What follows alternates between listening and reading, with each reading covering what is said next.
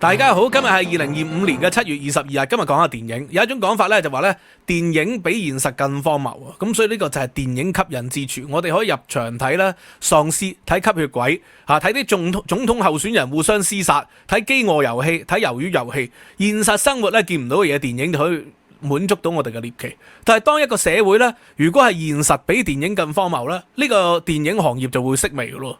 因為現實已經夠荒謬啦嘛，仲點去睇電影呢？嗱，咁啊香港咧出現咗兩極化嘅現象，破地獄啊、九龍城寨啊，咁啊不斷咧破咗呢個嘅香港票房紀錄，好似就好厲害咁。咁但係咧電影行業咧就好似咧萎縮咁，呢個固然有好多原因啦，其中一啲原因就係因為疫情後啲人咧就唔再成日出街啦，慣咗喺屋企，串流平台嘅興起，咁所以咧入場睇電影嘅人少咗，以前一年可能睇5、6套。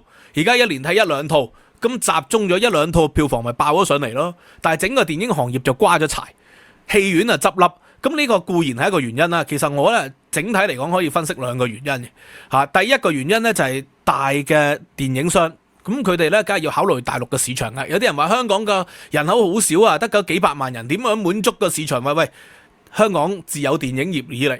佢個市場就唔係淨係得香港啦，不嬲都係海外嘅啦。最初喺香港拍嘅國語片個市場就喺台灣、喺東南亞，後來香港拍嘅粵語片，全世界都係香港嘅市場嚟嘅，賣去印度賣去呢個嘅美國，李小龍、成龍、劉家良、劉家輝佢哋嘅功夫片賣到去全球嘅，賣去非洲嘅，賣去歐洲嘅，周星馳嘅電影賣到去全世界嘅。以前香港嘅電影都係得嗰幾百萬人做本土市場。但係個海外賣埠嘅市場係無限大噶嘛，即使係講粵語啊，淨係東南亞都有新加坡啊、馬來西亞、香港加埋都即係講緊過千萬、千幾萬嘅人口啦，所以呢個就係唔係一個理由嚟嘅。咁但係咧，重點就係咧嗰啲大嘅電影人咧，佢梗係希望北上發展噶嘛，因為嗰啲錢係相對較容易揾一啲。咁你北上發展嘅時期咧，香港嘅電影梗係冇咗香港自己嘅特色嘅。當你冇咗自己嘅特色嘅時候，人哋慢慢就唔會睇你嘅咯。咁同睇其他大陸嘅本地製作嘅電影冇乜分別嘅時候，點解唔睇大陸本地製作嘅電影呢？個親切感更加熟悉啲啦。以前香港嘅電影就係可以拍到人哋拍唔到嘅嘢。周星馳嘅電影、王晶電影，話可以拍到好多賭片。大陸咧就唔係好輕易可以俾你上映關於賭博嘅。咁因為呢個係政治嘅禁忌嚟，紅線嚟嘅賭博，你即使係賭博講老千都要講到咧個老千咧係要慘淡收場嘅。咁但係香港唔係喎，香港可以拍嗰啲戲。咁但係咧慢慢咧喺回歸之後咧，啲電影人咧，尤其係 CEPA 之後就諗住北上，咁結果就係大嘅製片咧就係失去咗本地嘅特色，所以呢個就係導致到香港電影衰微嘅一個原因。其次咧就係獨立嘅製片咧，佢慢慢咧都開始喺近呢4、5年咧消失咗。喺過去嗰20幾年咧，當大嘅電影商北上發展，香港電影特色式微，但係獨立製片咧仍然喺香港咧小型嘅製作咧都有一定嘅市場喎。又譬如話呢個低俗喜劇啦，咁都係啲即係色情啊、低俗啊、無厘頭啊，咁嗰啲本土市場都受歡迎噶。玉蒲團啦、3D 玉蒲團啦、一路向西啊，呢啲喺本地咧都有佢嘅市場嘅。咁仲有一啲咧敏感嘅題材。啲敏感嘅題材咧，譬如話10年啦、黑社會之以和為貴，呢啲係對政治有嘲諷嘅電影啦，喺香港仍然有佢一定嘅市場。仲有鬼片啦、陰陽路、見鬼呢啲咧都係香港嘅特色嚟嘅。咁但係呢幾年咧，就係因為有啲不可抗力嘅原因啦，導致到呢樣嘢，獨立製片啦，啲人唔敢拍喎，大嘅電影商就要迎合北上。咁更加唔會拍敏感題材啦。小嘅電影商佢亦都唔敢拍敏感嘅題材。好啦，咁而家問題啦，就係咧田啟文田雞接受呢個嘅訪問嘅時候咧，就講到，喂，點解 Netflix 唔嚟香港拍戲唔投資啊？喂，其實咧唔好話唔投資啊，連咧香港嘅電影上 Netflix 咧都越嚟越少啦。以前都多噶咁而家咧越嚟越少啦。咁即使可能喺香港嘅 IP 睇到，我喺英國嘅 IP 咧就睇到好多日劇。好多日本電影，好多韓國電影就睇唔到香港電影咯。用英國嘅 IP， 用其他嘅 IP 都睇唔到啊！你除咗香港 IP、台灣 IP 之外咧，你就睇唔到香港嘅電影。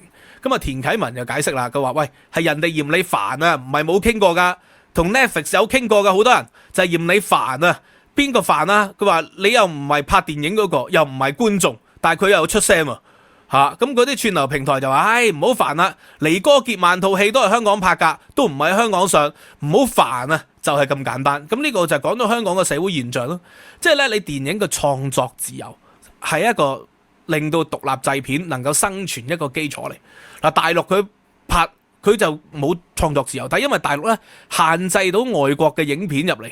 要有 quota， 有好多影片唔俾上，咁所以啲人喺好少選擇底下呢，你喺冇創作自由空間呢，啲人都會照睇。但係香港唔同啊，佢未完全禁晒外國嘅戲，喺 Netflix 起碼都睇到所以呢，可以揀嘅情況底下，佢咪梗係揀睇韓劇啦，睇日劇啦，睇美劇啦，佢點會睇香港嘅電視劇呢？點會睇香港嘅電影呢？所以 Netflix 唔嚟香港投資就係咁解，佢去台灣有投資喎。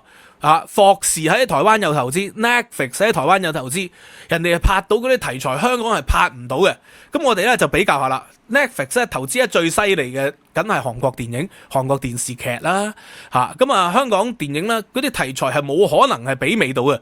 喺2025年啊，喺2025年，喂最犀利嘅喺韓國無論係票房定係聲勢，都係最犀利嘅就係呢一套，呢套叫做《野黨》啊。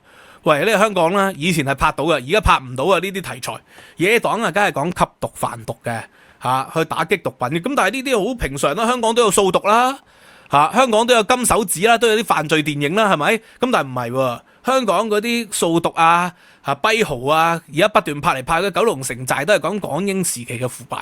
人哋韓國呢一套係講而家，係講2025年，係講韓國嘅總統選舉，即係咧韓國裏邊咧一個好大嘅販毒集團，原來個販毒集團就係總統候選人個仔嚟喎，呢個好典型嘅韓劇、韓國式嘅電影啊，係咪啊？即係嗰啲一定係政權包庇底下先會有做咁大嘅販毒集團嘅。咁而咧嗰個總統候選人咧係贏緊嘅，民意係第一嘅。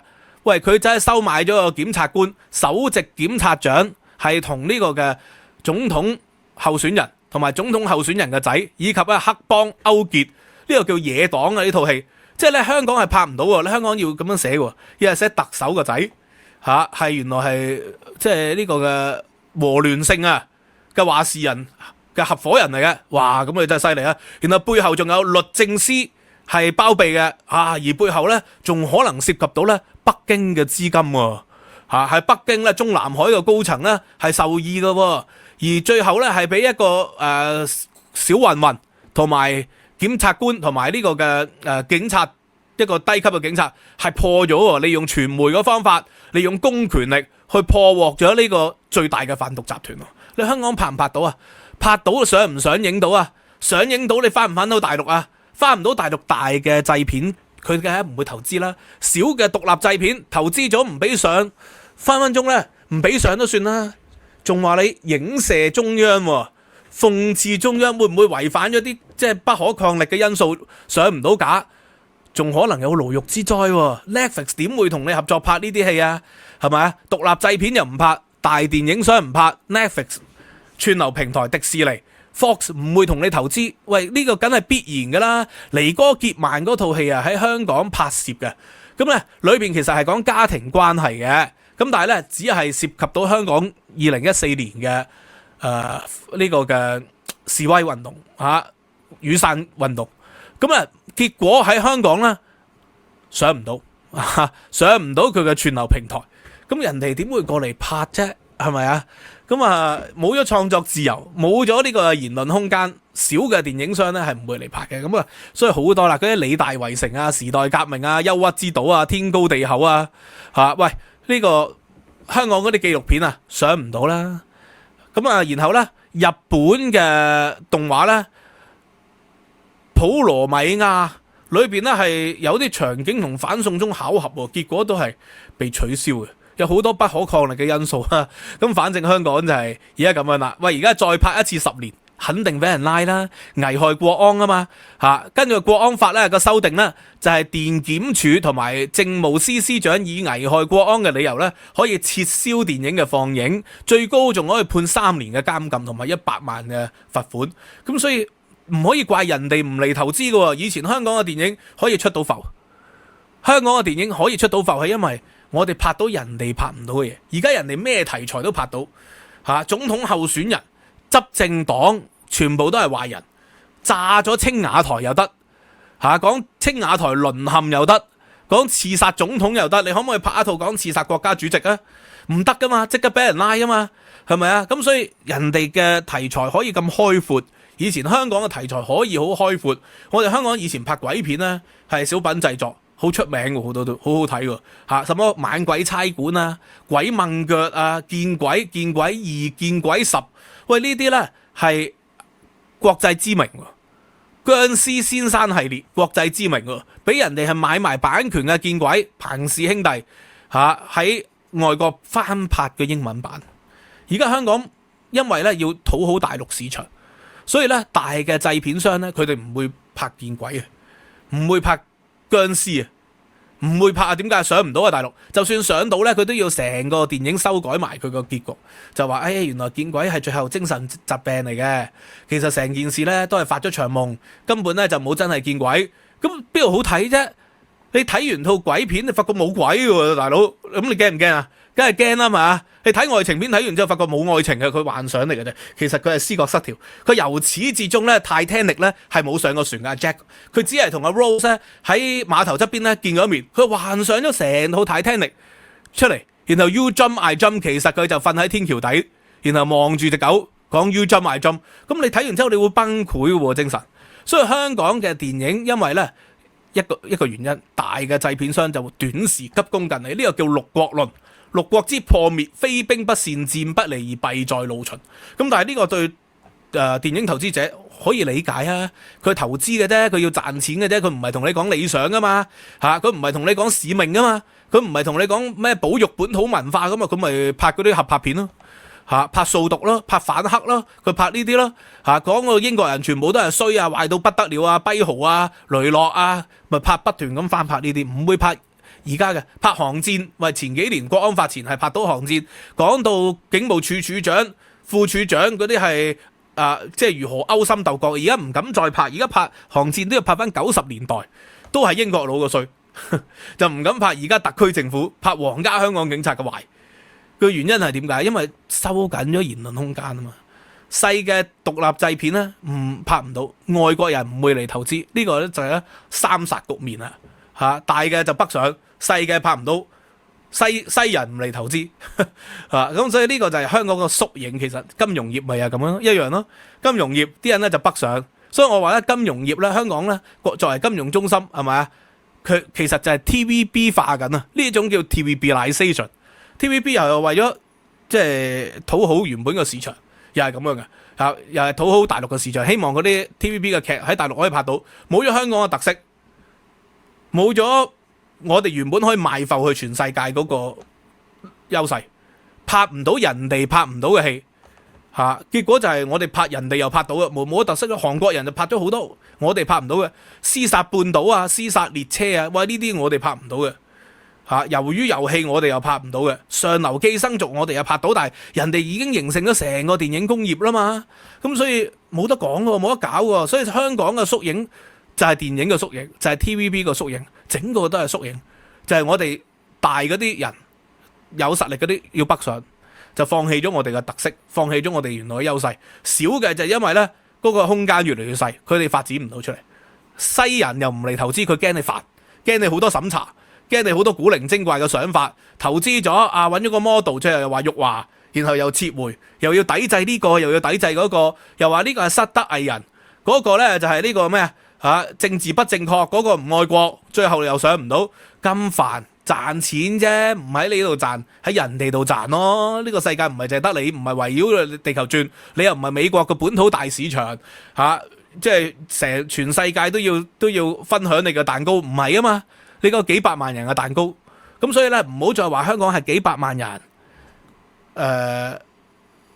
所以冇得搞電影。呢個唔係一個原因嚟，不嬲都係得嘅幾百萬人。以前有得搞，以前就因為我哋有國際市場可以賣埠，我哋拍到即係拍3級片、色情片又得，風月片又得，鬼片又得，諷刺政治嘅香港大把諷刺政治啦，即係省港旗兵啊，表姐你好嘢啊，係咪啊？咁啊，香港最後一個港督啊，有無數呢啲香港嘅電影係諷刺政治嘅，而家唔敢拍啦。OK，咁所以見微知著啊，我就話擔水劈柴，皆是修行。Anyway， 今日嘅演講嘅呢個嘅文本咧，喺 Patreon 同埋喺 YouTube 嘅 members 都可以睇到嘅。咁啊，仲有好多獨家內容，希望大家可以睇啦。多謝大家支持，知識有價。再會員裏邊仲有大量嘅獨家內容，用年費訂閱 Patreon 嘅 VIP，仲有 discount。拜拜。